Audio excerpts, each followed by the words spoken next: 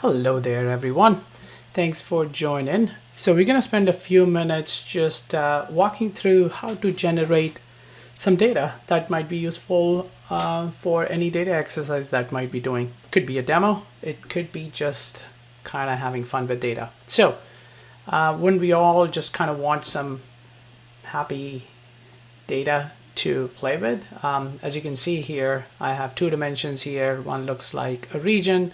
The other one looks more like a product category, and I have data across many years.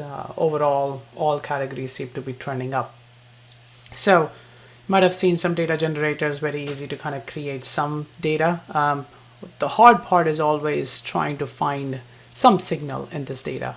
So that's exactly what we are going to do. We're actually going to inject some signal into the data using a couple of Excel formulas, and the real magic comes with Tableau Prep. So how are we going to create this data? Let me open up the Excel file where you can see what we've done. We're going to come back to this one in a second, but we have a simple dimension for time. We have a couple of columns. You actually probably don't need to do much in here. I have highlighted all the columns that you probably need to change for your own data set. So this is just a calendar starting from 2011 with some weight provided to each one of these months. So the granularity of this data is at a month level. Let's go to dimension A. You could use any dimension if you want, but I've chosen this to be a region and given some sort of a weightage to it. It's all relative weightage. This doesn't need to add up to any specific number. This one adds to 100, but it really does not. It could be anything that you want. So 56 out of 100 units of whatever measure we are going to generate the data for will be for the AMER region. If I go to dimension 2, now this is the product category for me specifically. Again, I have some weights that I have assigned that, as you can see, adds to 166. Doesn't have to add to any specific number, just like the previous dimension. Add any names of the categories that you want, enter the industry. What I'm hoping to do is kind of give you a list of some specific values, like 10 values for each industry, so you could just filter on that one. But let's deal with an easy data set here. So we got 10 different categories, 4 different regions, and I think I have 128 months of data. All right, so we're going to generate one row per each combination of this. What are we generating exactly? We are generating a sales metric here, and that's exactly what you need to kind of mention. It's a sales metric. We're just going to call it revenue, and everything should just total up to be 50 million. So across that entire 128 months, across all categories, all regions, I just want all that sales to be 50 million. And that's kind of what this number dictates, right? This is just basically going to get distributed. So how it's going to get distributed is based on the weights here, all the 3 different weights. Now you might say, well, that's kind of interesting. Like, does each product in each region and each time period have the same kind of trend?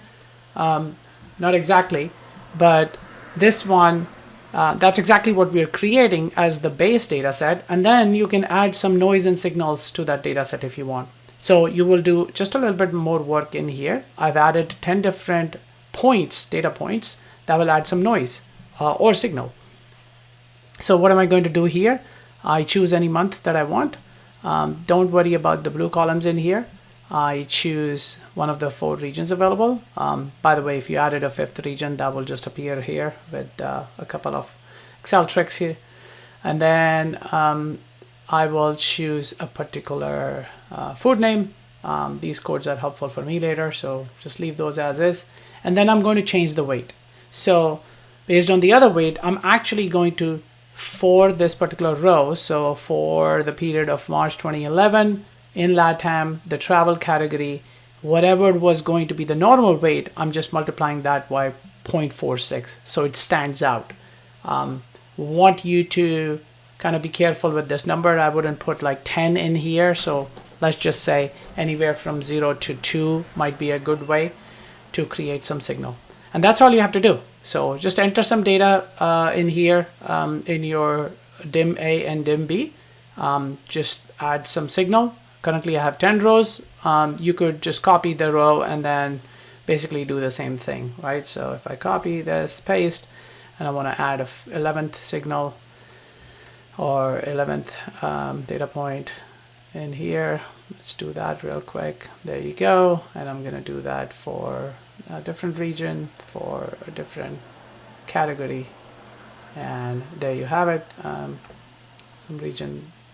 And then I'm going to change this to, let's just say 0.53. Okay. So I got this in here. I'm going to save this file.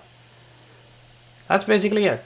After that, all you need to do is run the prep flow that I have created.